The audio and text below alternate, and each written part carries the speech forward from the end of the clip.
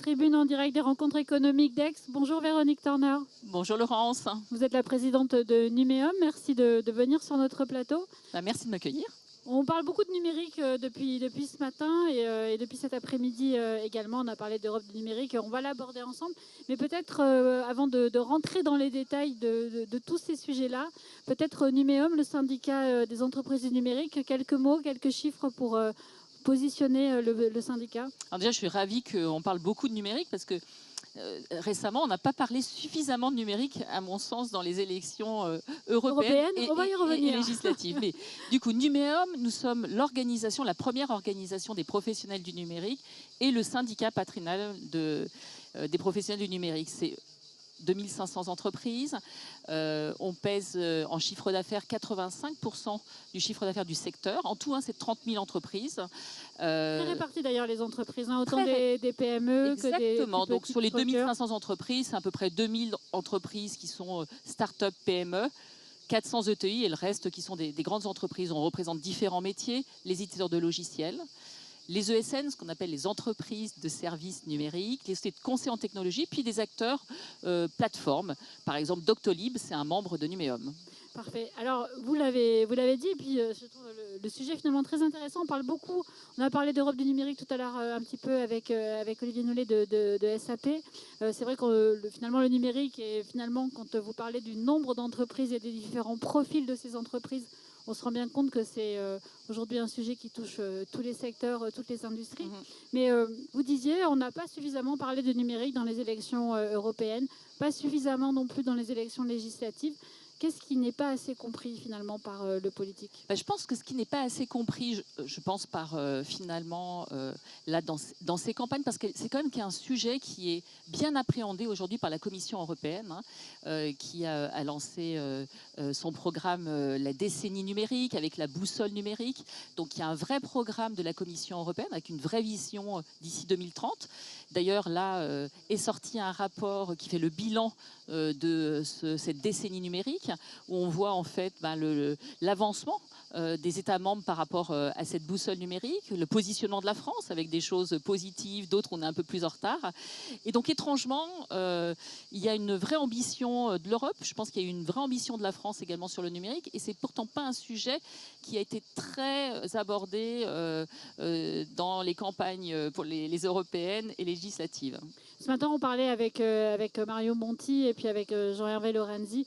On parlait justement des programmes économiques et Jean-Hervé Lorenzi avait tendance à dire qu'il n'avait pas vraiment de programme économique. On va dire que le numérique n'a pas forcément été un sujet non plus au cœur des débats, et pourtant c'est un sujet central. On parle de cybersécurité, d'IA, de formation, d'attractivité des talents. Peut-être pour revenir sur le rapport que vous venez d'évoquer, la France par rapport à l'Europe, on est plutôt bon. Alors ça dépend, puisqu'en fait il y avait des différents piliers en fait dans ce programme décennie numérique. On n'est pas trop mauvais sur la connectivité, même très bon puisqu'on est sur le podium. Donc ça grâce à notre programme là de haut débit. On est pas mal aussi sur des sujets d'innovation avec la Startup Nation, avec la création de licornes. Puis là où on est moins bon, c'est sur la transformation numérique des PME.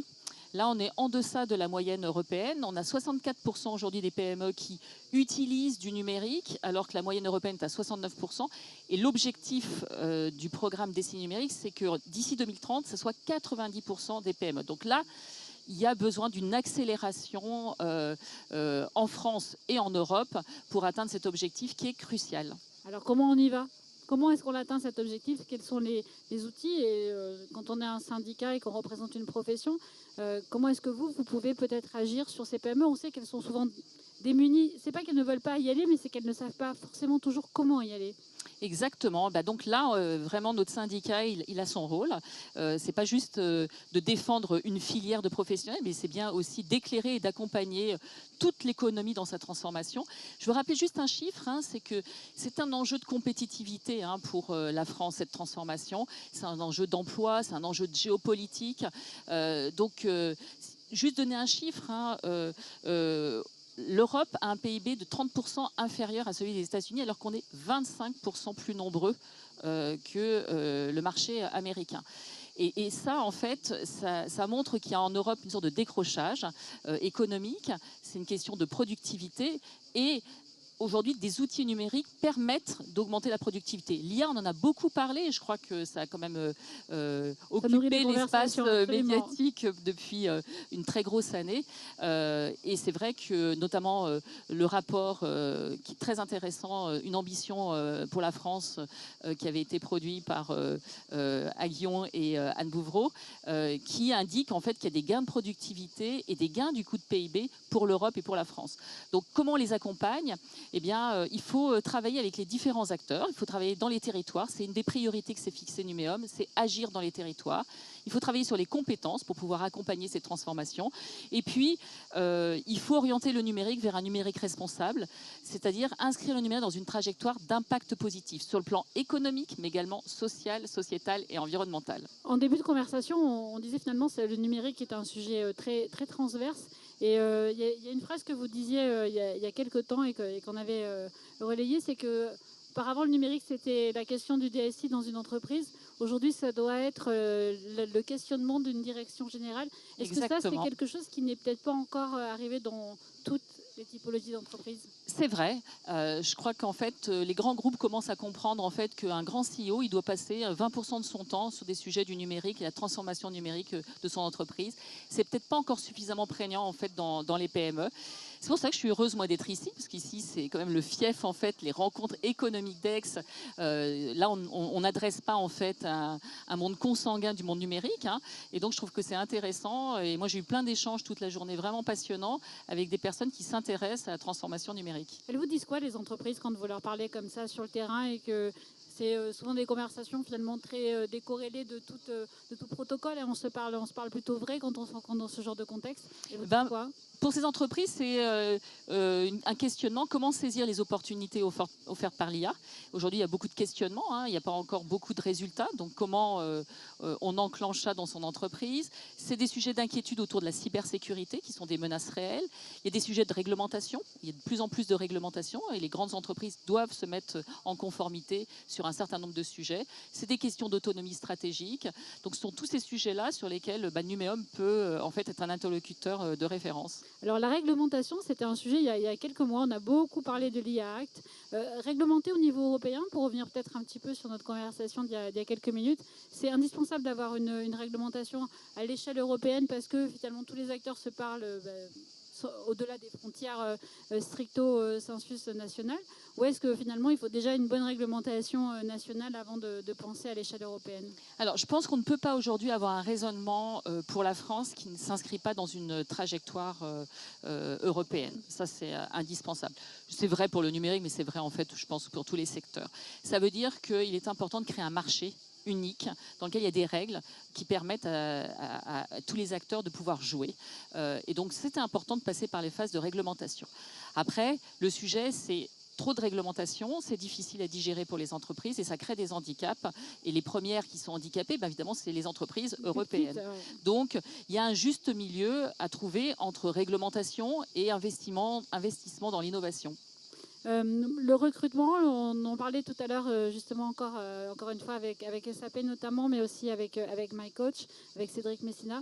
Le recrutement, c'est vrai que les ingénieurs, les data scientists sont très très recherchés et donc les entreprises se font un petit peu la guerre pour attirer les meilleurs talents. Comment est-ce qu'on peut répondre à ce besoin ? Parce que les entreprises, pour grandir, elles ont besoin de compétences.